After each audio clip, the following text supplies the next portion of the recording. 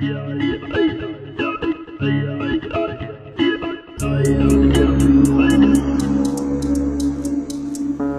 bienvenue sur la chaîne vidéo BNP Paris pour cette 9e vidéo consacrée donc au retour du notaire intouchable au-dessus des lois, donc le notaire de Meyer.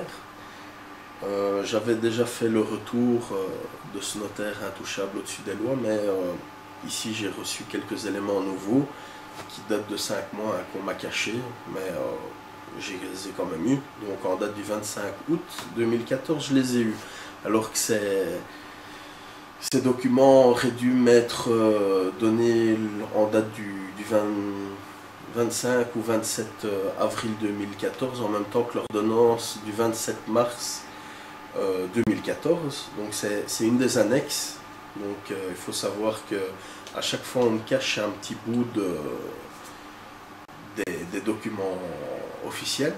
Donc par exemple en date du 31 janvier, ben, il n'y avait pas le cahier des charges qui date du 28 janvier dans la sommation de prise de connaissance du cahier des charges, ce qui a trouvé bizarre le nouveau notaire en charge du dossier et surtout l'avocate qui l'a demandé donc à ce notaire là en date du 5 janvier. Donc j'avais plus que 2 jours, je devais rentrer donc un contredit pour le 7 janvier. Évidemment, c'était plus possible dans des conditions pareilles. Ici, j'ai fait le contredit pour le nouveau cahier des charges. J'ai mis une semaine à le rédiger, il y a 87 pages. Donc, bah ouais, c'est comme ça. Hein. Donc à chaque fois, on me cache une partie. Je sais pas me défendre. Parce qu'en fait, on a un délai bien précis pour répondre. Donc ici, pour le cahier des charges, on a 8 jours. Pour l'ordonnance, je ne sais pas, je crois que c'est 1 mois. Mais bon, soit les annexes n'étaient pas présentes. Donc, si les annexes ne sont pas là, mais évidemment, je ne sais pas me défendre contre... bon, ici, j'ai pris qu'une lettre hein, de 3 pages. Mais ce torchon merdique est tellement diffamatoire que je ne pouvais... que le prendre. D'ailleurs, il fera partie des pièces pour la justice parce que j'ai toutes les preuves que ce qu'il raconte c'est qu'une déformation de la réalité, une vision perfide de ce personnage, pour rester poli. Et bon, voilà quoi. Hein. Donc ici, on va en parler. Donc en préambule, donc, on va prendre la Déclaration universelle des droits de l'homme. Donc, considérant qu'il est essentiel que les droits de l'homme soient protégés par un régime de droit pour que l'homme ne soit pas contraint en suprême recours à la révolte contre la tyrannie et l'oppression.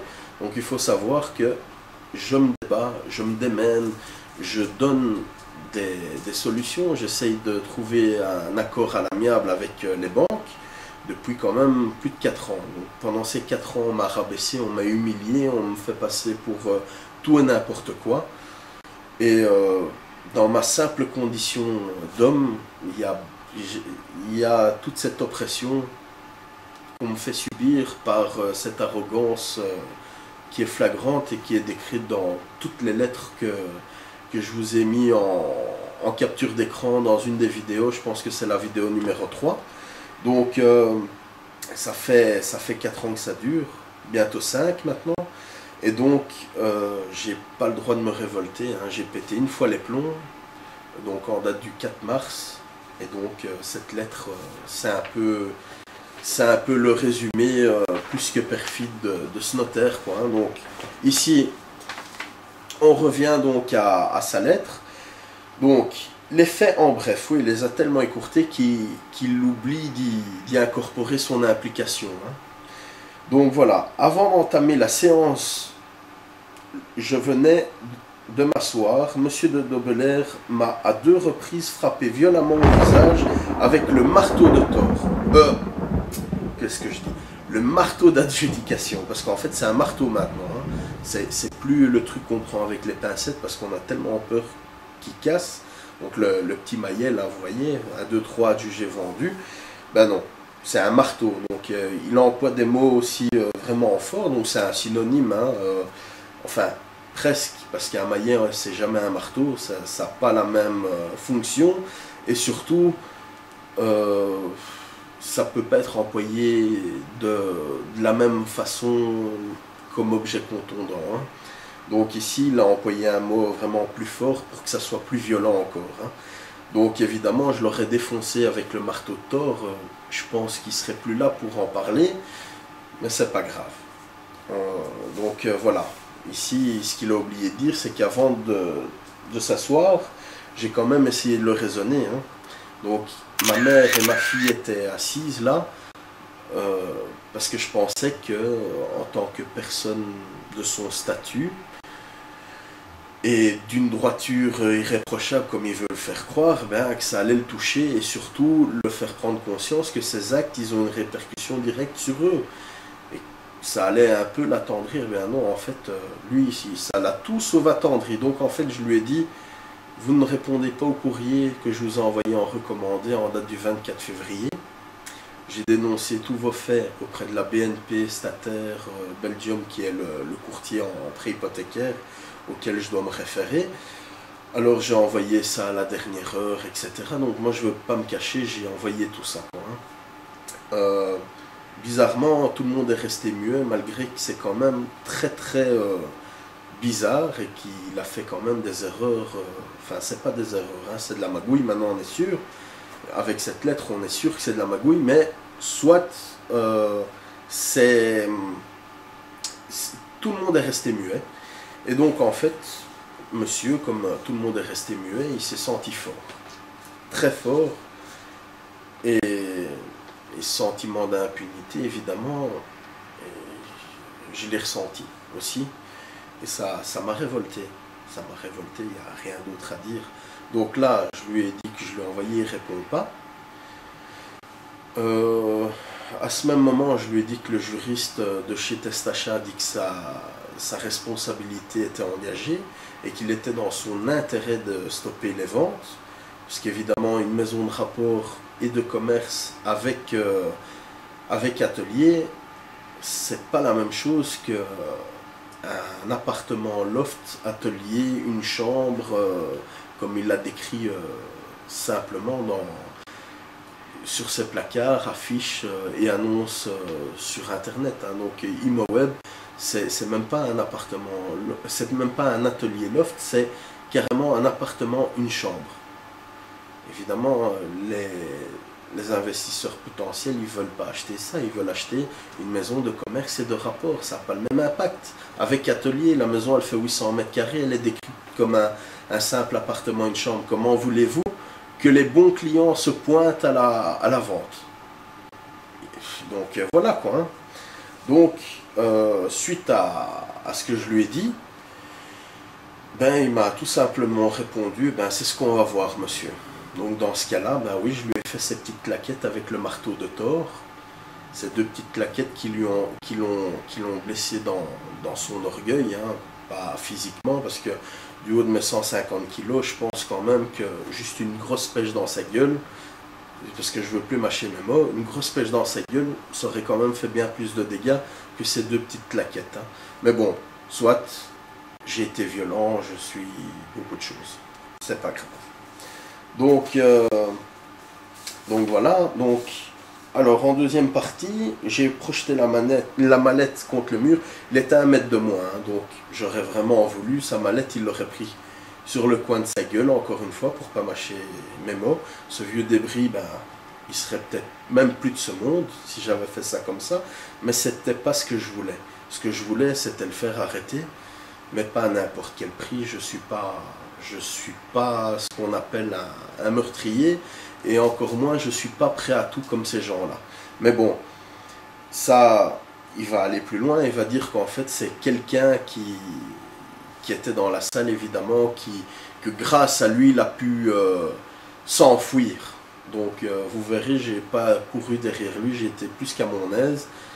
C'est vrai, je lui ai proféré des menaces, mais vu qu'il allait quand même vendre la maison de ma mère et ma maison à moi, j'allais pas lui dire viens ici qu'on se fait des bisous, hein. Faut rester quand même logique, hein. J'allais pas lui dire ça, donc c'est normal que je lui ai fait des menaces pour qu'il me prenne au sérieux quand même un petit peu.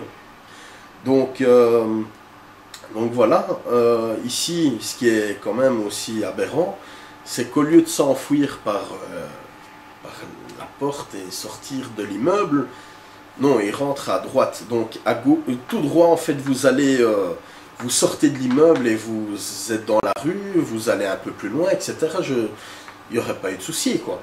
Mais non, monsieur, il va s'enfermer donc à droite. Au lieu d'aller tout droit, il prend la porte à droite. Il s'enferme dans le secrétariat. Il demande d'appeler la police. Pourquoi? Parce que monsieur, évidemment, il avait l'intention que les flics débarquent, me prennent, me fassent aller jusqu'au poste.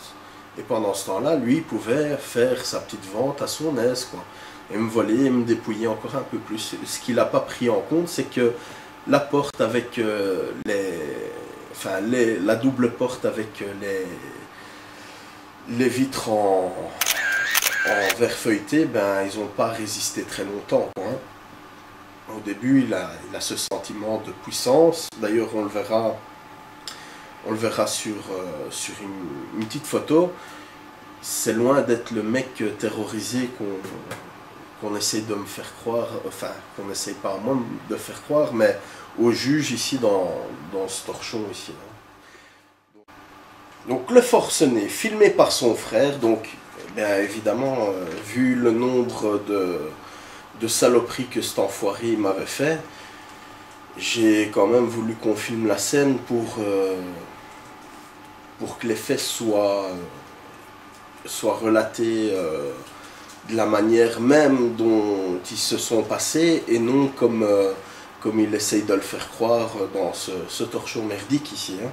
Donc après avoir entre-temps agressé et cassé le nez à un spectateur passif, donc il faut savoir que ce spectateur passif, en fait, c'est le seul visiteur qui est venu visiter ma maison de commerce et de rapport avec atelier, qui était sous le descriptif atelier loft, une chambre, une salle de bain occupée par le propriétaire. Donc ce mec-là, c'est le mec qui est venu chez moi et qui m'a dit que ça changeait rien, que c'était noté appartement loft, une chambre, à la place de maison de commerce et de rapport.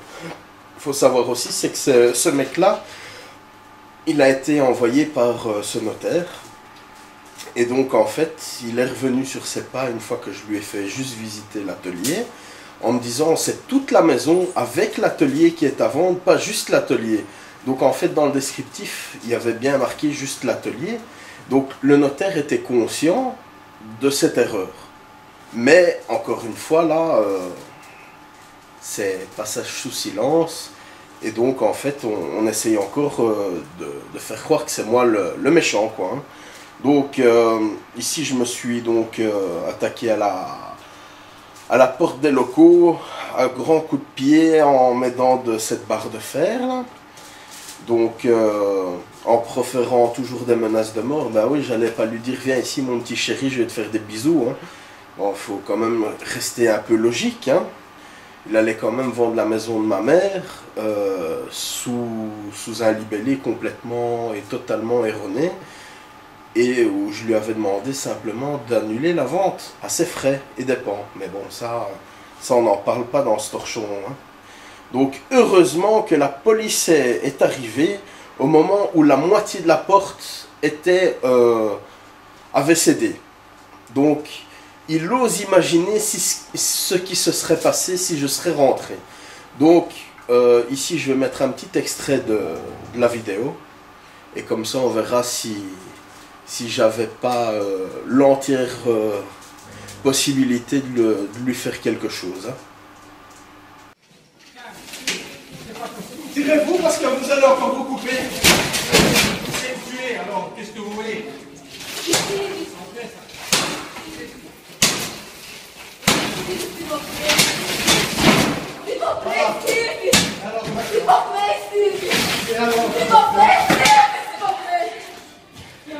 Et alors, tu crois que ça va m'arrêter, connard?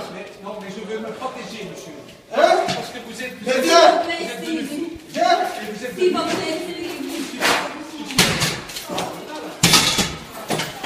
Va ta gueule là, dans la ligne de mire, j'aurais voulu.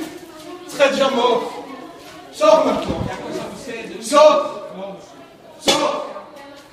Sors! Madame, oui, mais madame, qu'est-ce que... C'était Il veut me tuer.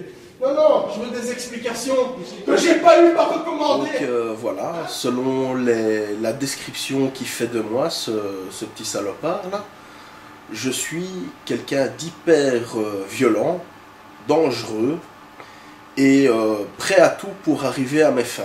Je pense que là, on l'entend bien.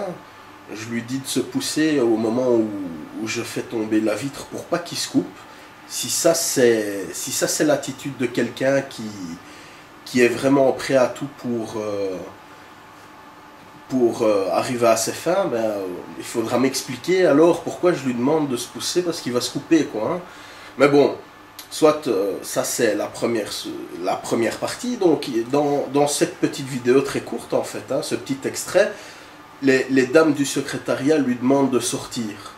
Parce qu'évidemment ils sont terrifiés. Et ils veulent évidemment qu'ils sortent pour être un peu soulagés, quoi. D'autant plus que là, on voit bien que je veux discuter. Donc, c'est vrai, j'ai toujours un air menaçant, mais moi, je veux des réponses au courrier en recommandé que je lui ai envoyé et dont j'ai pas eu de réponse. Enfin, j'ai pas eu de réponse. À ce moment-là, j'étais pas au courant, mais il avait envoyé la police avec l'hygiène... et l'urbanisme chez moi, hein, donc ça n'a rien à voir, en date du 3 mars, donc un jour avant les ventes publiques. Ça, j'étais pas au courant, mais bon, soit, donc si j'aurais été vraiment fou allié, ben, il aurait préféré risquer la vie des personnes qui étaient à l'intérieur de ce secrétariat, plutôt que d'assumer ces conneries. Hein. Donc on voit encore où est vraiment la droiture de ce personnage. Hein. Donc voilà. Et alors, bon, la cerise sur le gâteau, c'est le fait qu'il emploie une arme chimique contre moi, donc une bombe au poivre qui ne peut être utilisée que par les forces de police, voire même les forces spéciales. Donc tout le monde ne peut pas l'utiliser, mais lui, il s'en sert. Avec comme excuse, je voudrais bien voir qu'un juge me condamne parce que vous attentiez à ma vie. Donc autant dire que s'il avait eu un flingue, ben, il m'aurait flingué, quoi. Hein. Et comme excuse, ben oui, il attentait à ma vie, donc j'ai employé une arme illicite, mais c'est pas grave, hein, parce qu'il allait quand même me tuer, donc c'est de la légitime défense. Enfin, présumer que j'allais le tuer, hein, parce qu'ici on voit bien que j'essaye quand même de discuter avec lui. C'est vrai que je l'aurais peut-être empoigné, mais je l'aurais pas tapé. Je l'aurais pas tapé parce que c'était pas ce que je voulais. Moi, ce que je voulais, c'était des explications. Et je voulais qu'il les dise évidemment devant tout le monde, il ne l'a pas fait, hein, mais le fait d'avoir agi de la sorte, ici encore, ça prête pas à confusion. Il a magouillé, il veut essayer de le cacher, et dans la lettre tout à fait merdique qu'il a écrite, pour le juge des saisies, ben, on se rend bien compte qu'il a quelque chose à cacher. Hein. Alors il parle que dans des conditions pareilles, évidemment, il est exclu qu'il continue à faire la vente lui-même. Et bah oui, évidemment, il a tellement magouillé qu'il a vraiment peur pour sa vie. Hein. Donc oui, voilà. Donc il décline toute responsabilité et il veut qu'on nomme un nouveau notaire, ce qui a été fait. Le nouveau notaire, c'est Notalex. Bon, je discute avec eux depuis le 5 ou le 7 mai. Donc ici, bon, bah, ils pourront décrire mon état d'esprit. C'est vrai, je suis dépressif, je suis peut-être hargneux par certains moments, mais j'ai toujours essayé de trouver un dialogue plutôt que de m'en prendre à ces gens. Hein. Donc eux-mêmes, à mon avis, ils ont été quand même un peu surpris parce que de la manière que j'ai été décrite, et ce qu'ils ont vu par rapport à moi pendant quand même ces 4 derniers mois, ben, ça ne décrit pas du tout ce que l'autre notaire il essaye de faire croire. Quoi, hein. Mais bon, ça, c'est pas grave. Alors ici, aux dernières nouvelles, il balayerait les défections canines laissées volontairement à même le sol des locaux à usage de chenil, à la rue de VON numéro 106. C'est l'agent immobilier qui l'a chargé de vendre de gré à gré, le dit bien, qui me l'a signalé. Alors il faut savoir une chose, c'est que cette maison, sachant que ça ne va pas rembourser le prêt de faire une vente de gré à gré ou une vente publique, j'ai chargé au aucun agent immobilier. D'ailleurs, je n'ai fait que le répéter à chaque fois. Une vente, même de gré à gré, ne solutionnera pas le problème. Et il était exclu de l'affaire. Donc en fait, l'agent immobilier, en fait, qui est soi-disant mon agent immobilier, c'est un certain monsieur Librizzi. S'il vient avec un autre nom, ben on verra qui c'est ce mec. Hein. Mais là, il va sûrement parler de ce monsieur Librizzi. Donc voilà, je vous fais écouter un petit extrait. Et comme ça, vous verrez qui c'est ce monsieur Librizzi. Si c'est mon agent immobilier ou si c'est un pote à lui qui l'a envoyé, histoire de faire un petit peu d'argent encore sur notre dos. Quoi, hein. Écrit une lettre en disant oui, c'est pas la procédure d'envoyer M. Librizzi. Alors j'aime pas ce genre de reproche. Mais M. Librizzi me connaît bien, je ne sais pas comme ça. Mais par contre, je l'ai envoyé chez vous, pas pour moi, dans votre intérêt. Donc évidemment, il a appris que j'avais une page Facebook. Donc ici, il fait encore, il veut essayer de contrer ça par des paroles bien choisies. Donc en fait, les délires paranoïaques du personnage sur Facebook, avant les faits prémédités et après, ne laissent planer aucun doute à ce sujet. C'est lui la victime. Il sait se maîtriser. Donc, je pense que j'ai aussi assez fourni encore de preuves, que ce soit documents écrits, audio, vidéo, etc. Bah oui, c'est clair, il n'y a pas de doute, c'est moi la victime, c'est ma famille la victime, c'est sûrement pas ce salopard, hein, cette personne sans scrupule prêt à profiter du malheur des gens pour se faire encore un petit peu plus d'argent. Et bon, la banque, je l'ai montré aussi, l'arrogance dont elle fait preuve alors que j'essaie de trouver des solutions pour que tout le monde rentre dans ses frais, à part moi évidemment, parce que vu toutes les majorations que j'ai payées, je ne dis rien, je ne discute même pas sur ce qu'ils m'ont fait. Je veux payer. J'ai jamais discuté sur leurs frais, je veux payer, mais voilà, donc ici, bon, bah, il essaye encore de me discréditer, et surtout de discréditer toutes les démarches que j'ai mises en ligne, que j'ai faites pendant 4 mois avant cette vente publique, parce qu'il faut savoir donc qu'ils ont fait censurer ma première page, où il y avait 4 mois de démarches administratives paisibles, sans violence, sans rien. Évidemment, bah, oui, voilà, ils ont fait appel à la police et ils l'ont fait censurer pour menace écrite. Hein. Personne n'a trouvé de menace écrite là-dessus, mais bon, c'est pas grave, hein, c'est comme ça. Alors il parle que j'ai emmené ma fille et ma mère sur place et que je ne savais pas faire autrement. Alors il faut savoir une chose, c'est que les personnes qui sont saisies sont obligées d'être là à l'adjudication. Il n'y a pas beaucoup de monde qui le savent, mais ma mère, étant donné que c'est une personne qui est saisie, même si elle n'en peut rien, la pauvre, elle devait être présente à l'adjudication. Donc ici, il essaye encore je sais pas, c'est un homme de loi et en plus de ça, c'est dans son propre métier, mais il essaye en fait de dire que j'avais pas d'autre solution que d'amener ma fille. Il faut savoir que c'est une semaine où tout le monde était en congé, donc c'était la semaine de carnaval ou de Pâques, enfin de carnaval c'était. Donc ici, bah oui, j'avais pas d'autre solution que d'emmener ma fille avec moi. Et ici, à la base, ma mère et ma fille, ils étaient surtout venus pour qu'ils les voient et qui s'apitoient un petit peu sur leur sort. Parce qu'avec toutes les merdes qu'il a faites et toutes les magouilles qu'il a faites, ben, j'aurais pensé que peut-être en les voyant, il aurait eu un petit pincement au cœur, mais non. Ça, cette lettre ici, elle le prouve encore. Hein. Il a aucun état d'âme. Donc voilà, ici, donc, il essaye encore de mettre le juge à dos en disant il va porter plainte contre le juge, le notaire et la banque. Contre le juge, déjà il faudra qu'il montre où j'ai écrit contre le juge, parce que le juge il ne fait que trancher par rapport aux pièces qu'il a dans le dossier. Évidemment, il n'a pas mes pièces. Donc tout ce qu'il peut faire, c'est me juger à défaut, parce que voilà, c'est comme ça. Donc c'est pour ça ici, il faudra encore qu'il montre la preuve, parce que moi en fait quand je dis quelque chose, j'ai la preuve qui va derrière. J'ai à chaque fois quelque chose, mais lui ici il dit que donc je vais porter plainte, donc encore une diffamation. Ici je vais porter plainte contre le juge. Bon, soit, qui me donne cette preuve que je l'ai dit ça. Alors donc le dimanche après les faits, donc le 9 mars, il a envoyé quelqu'un ici pour une connaissance à lui pour pouvoir acheter mon bien. Oui, ce bien est intéressant, hein.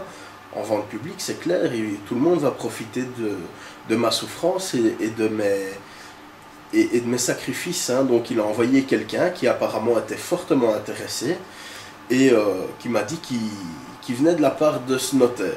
Donc ici, ben voilà, encore une chose, c'est qu'il inverse tout, et donc il dit ici qu'il a envoyé quelqu'un pour l'acheter lui-même, ce bien. Donc il déforme un petit peu de nouveau la réalité en essayant de me faire passer pour un fou, hein. J'ai jamais dit que c'était pour que lui il achète le bien, c'était quelqu'un qui l'a envoyé, mais pas pour que c'est lui qui l'achète, quoi, hein. Mais bon, soit. Alors, bon, dans la mesure où il avait annoncé qu'il serait privé de liberté et qu'il n'a pas vraiment été inquiété, son sentiment de puissance et d'impunité se sont considérablement accrus. Les choses se passeront comme lui l'a décidé. Donc ici, bon, ben, j'ai été arrêté suite à la caisse à la maison de notaire. Je ne suis pas resté très longtemps, mais je pense que les policiers ont vu de quoi il en retournait. Ils ont vu que j'étais pas quelqu'un de fou. Ils ont vu que mes propos étaient très cohérents et surtout qu'ils ne laissaient pas vraiment de place à discussion, hein. Donc eux, ils font leur travail, mais c'est des êtres humains comme tout le monde, et ils ont bien compris, ils ont bien ressenti surtout la détresse qui émanait de moi, quoi, hein. Donc voilà.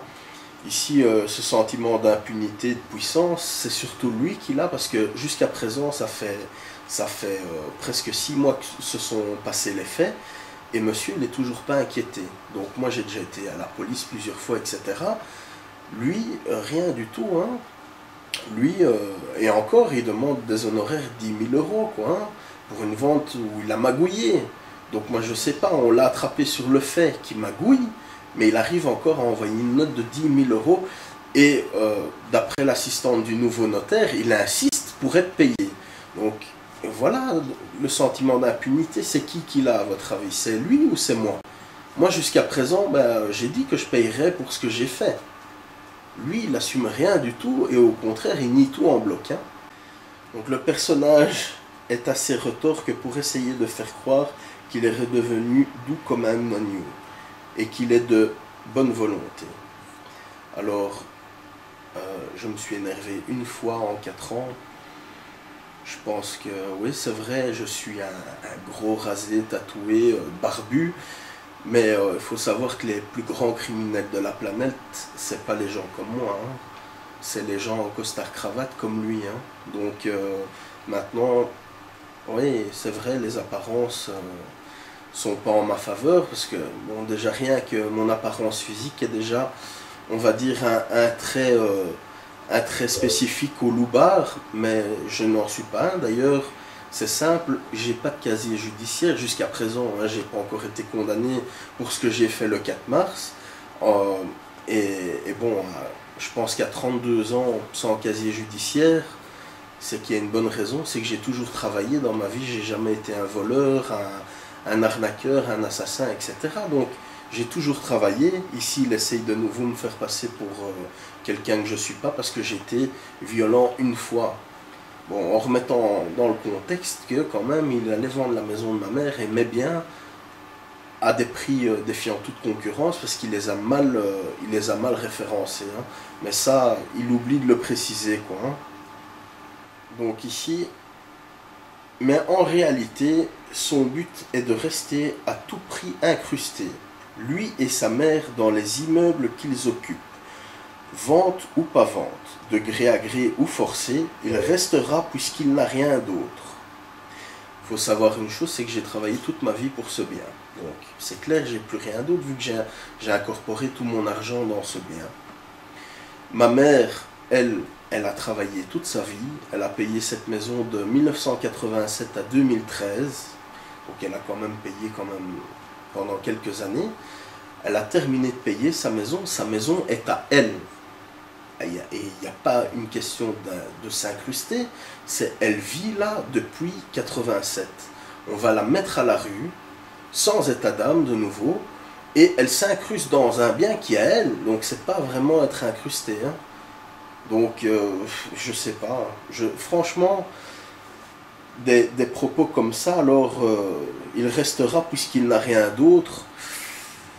Encore une fois, est-ce que c'est quelque chose dans sa position à lui, qui est quand même un homme de loi, qui a quand même une fonction publique bien précise, pouvoir donner un avis tel que celui-ci. Donc est-ce que c'est est-ce que ça fait partie de sa déontologie? Est-ce qu'il n'a pas le devoir de rester impartial et surtout de ne pas donner des avis dégradants comme ça? Parce que là, en fait, c'est vraiment une atteinte à la dignité humaine, en fait. Hein. Donc, voilà. Donc, à nouveau, il donne son avis. Donc, à mon avis, seule une expulsion totale des lieux et une inspection totale des locaux par le service d'hygiène, d'urbanisme, permettront aux acquéreurs potentiels de savoir où ils mettent les pieds. En effet, une visite partielle des lieux le 3 mars par les 10 services leur a permis de constater des infractions tant à la réglementation urbanistique qu'au code de logement. 5 logements, dont un dans la cave, un chenil. Alors, bon, ici, donc c'est bien, il en parle hein, de cette qu'il a organisé, mais il ne dit pas comment il l'a fait organiser. Hein. Donc, ici, ils sont venus. C'est bien, il veut les refaire revenir, donc en fait, il veut de nouveau me persécuter. Hein. Donc, les infractions au règlement urbanistique, j'aimerais bien qu'il me donne ce rapport, en fait. Parce que, évidemment, il n'est pas dans les annexes, il n'y a pas d'annexe. Hein. Et les infractions au code du logement, donc il y a 5 logements, dont un dans les caves. En fait, le logement n'est pas dans les caves. Le logement est au rez-de-chaussée et il y a les chambres dans les caves. Évidemment, ça change tout à fait la perspective. C'est vrai, ça c'est une infraction urbanistique et au code du logement. Donc c'est la même infraction qui est reprise dans les 2 services en fait, si on veut. Et j'ai dit que ça posait pas de problème, que j'allais refermer ça. C'est un de mes anciens locataires qui l'a fait. Et la visite du 7 mars en fait de l'inspecteur de l'urbanisme, c'est un des seuls points sur lequel il m'a dit c'est problématique parce que c'est la seule infraction en fait qu'il faudra effacer, donc pas régulariser. Donc en fait moi je vis dans un arrière-bâtiment où j'ai fait mon loft, bon qui n'est pas encore terminé, mais donc ça c'est une infraction, mais enfin c'est pas vraiment une infraction, c'est plutôt hors réglementation. Donc en fait ici j'ai demandé un rapport préliminaire pour la régularisation en fait de mon arrière-bâtiment, donc transformer l'atelier qui est en affectation atelier en logement quoi. Donc ici il n'y a rien d'extraordinaire, c'est quelque chose qui se fait tous les jours, c'est pas vraiment une infraction, tout ce qu'il faut c'est une régularisation et un changement d'affectation, donc c'est pas quelque chose d'extraordinaire quoi. Hein. Mais c'est très grave, hein. La manière qu'il dit, c'est très grave. Hein. Alors peut-être une infraction qu'il y a au code du logement, en fait, c'est oui, j'ai pas mis les extincteurs dans la cage d'escalier, ils sont là à l'entrée, mais je les ai pas accrochés. Et alors, il n'y a pas les détecteurs incendie qui sont mis dans chaque appartement, mais ils sont là aussi. Il suffit de mettre une vis. Et l'accrocher, c'est tout simple. Hein. Il y a même la pile qui est fournie avec. Donc, c'est rien d'exceptionnel. Hein. Mais il veut faire passer comme quelque chose d'incroyable, que je suis le mec hors la loi dans tous les trucs possibles et imaginables. Et évidemment, ben, essayer d'aggraver ma situation. Quoi.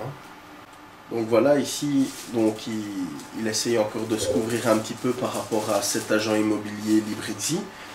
Je me dois de vous préciser que je lui avais proposé dans mon bureau, en tout début de procédure, d'essayer de vendre les biens de gré à gré.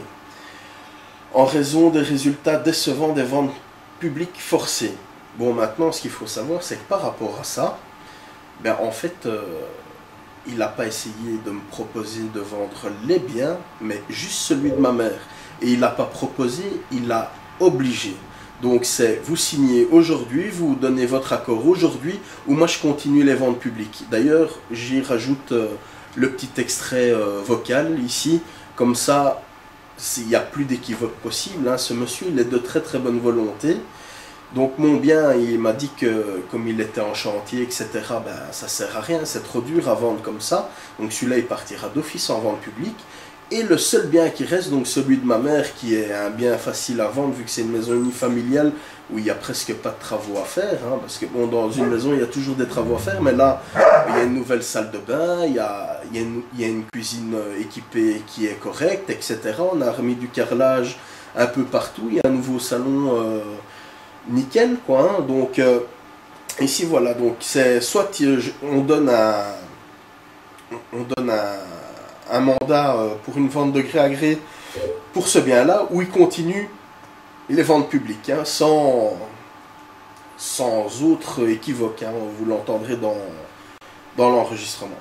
C'était pour voir, est-ce que vous voulez vendre de gré à gré pour essayer de valoriser le plus possible votre immeuble. C'est tout ce que je fais. Vous me dites oui, vous me dites non. Vous dites oui, mais on va d'abord, faites-le d'abord, mais moi, donc, je considère pour moi que c'est un non. Donc moi, je vends l'immeuble sans essayer de faire puisque c'est la suite à votre appartement, parce que c'est vous qui m'avez... Je ne faisais pas ça avant. Et c'est pour ça que j'ai dit à M. Libridi... Vous n'êtes pas obligé de le faire, hein. Ah, non, laissez continuer la chose comme ça. Laissez comme ça. Mais moi, ce serait en public, c'est tout. On va chez l'avocat, ceci, ça. Rien n'empêche les deux. Mais c'est vous qui décidez. Dites-moi, donc moi je continue avant. Je suis déjà à la une. Il m'a dit, la une, c'était à Cheville. Là, je suis désolé, mais si vous n'avez pas fait de travaux, je ne sais pas si vous avez fait du plafonnage, je ne sais pas quelle est la situation, mais du plafonnage aurait quand même permis d'avoir un meilleur prix. Comme ça n'a pas, ça va partir à un prix qui va être dérisoire. Je vais vous expliquer. Oui. Dans cette maison, oui, il y a eu 180 000 € de matériel qui a été incorporé. Dans laquelle, celle que dans rue de Véoued. Oui. Les propres dires de M. Libridi et de son assistant, c'est qu'il ne sait pas valoriser ça au prix réel de l'investissement, pour la bonne et simple raison, c'est que c'est pas fini. C'est un chantier. C'est en chantier. Ça fait 6 ans, moi personnellement, que je vis dans un atelier. Donc en fait, il a extrapolé en fait une parole que j'ai dit. Donc c'est...